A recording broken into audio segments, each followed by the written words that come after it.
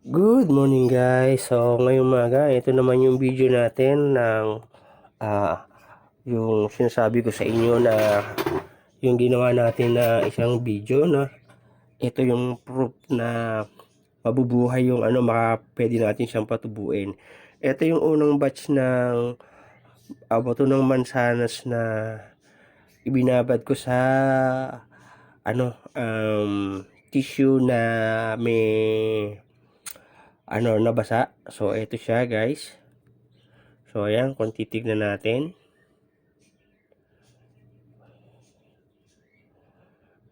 medyo magkahalo po yan, no?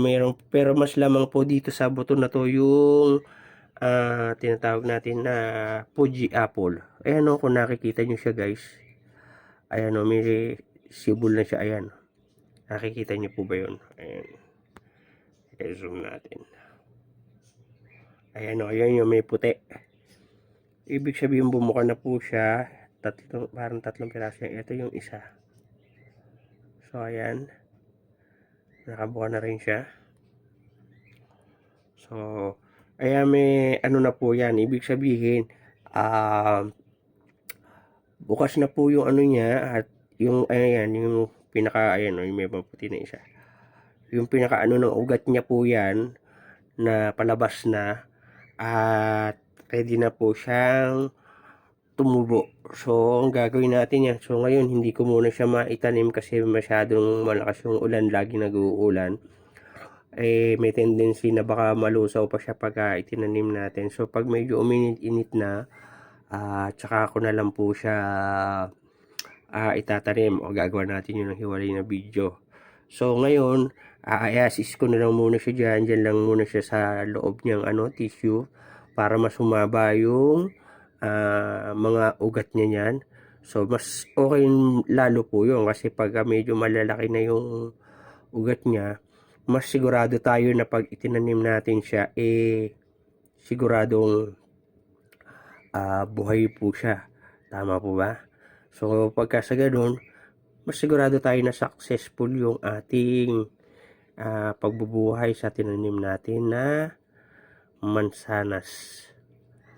So ayan po guys, yan na muna po ang update natin sa natin na yan, yung tinesting natin. Andito naman po yung isa na yung bago natin ginawa, na ito puro yung crunchy na maliliit na apple po.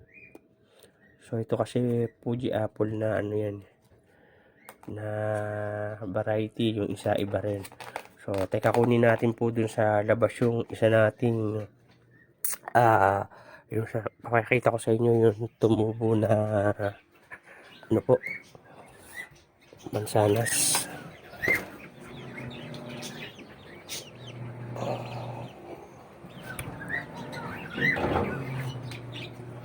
So ayan guys, yung dalawang piraso na tinanim ko na tumubo. Kaya medyo sira nga yung nyo dahil sa tubig ulan. Pinasok ko muna siya kahapon sa bahay.